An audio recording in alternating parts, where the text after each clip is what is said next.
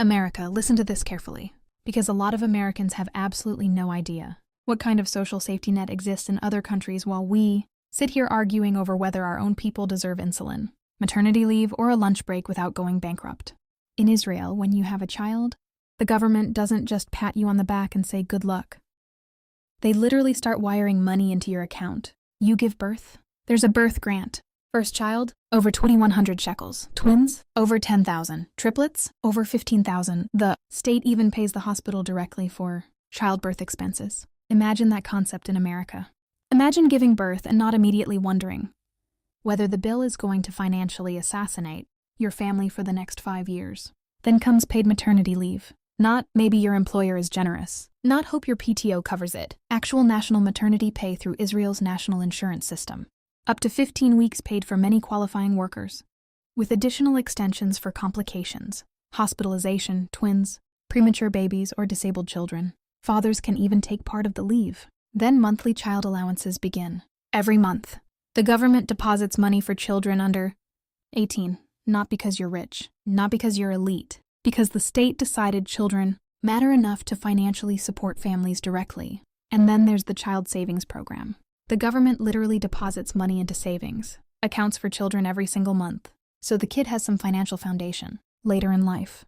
Meanwhile, in America, parents are crowdfunding chemotherapy on GoFundMe, while working 3 jobs and arguing with insurance companies, run by shareholders who make money denying care. Israel also has universal health care. Every resident is legally entitled to coverage under the national health insurance law. They choose from national health funds that are legally required to provide a standardized basket of healthcare services. Think about that. A country roughly the size of New Jersey figured out universal healthcare decades ago, while the richest country on earth still treats medical care like a luxury handbag. And it doesn't stop there. Free preschool beginning at ages 3-4, daycare subsidies for working families, unemployment insurance, disability payments, old age pensions, housing assistance, low-income work supplements, basically negative income tax support for struggling workers. And before people start screaming socialism, understand something.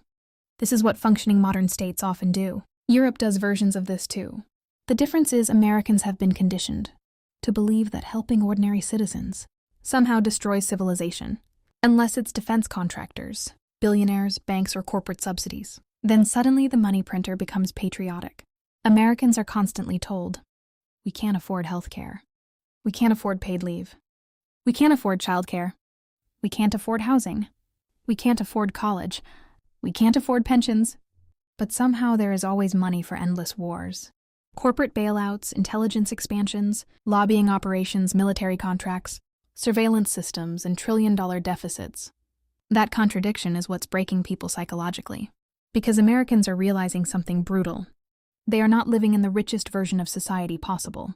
They are living in one of the richest countries ever created while being told to expect less than citizens in many other developed nations.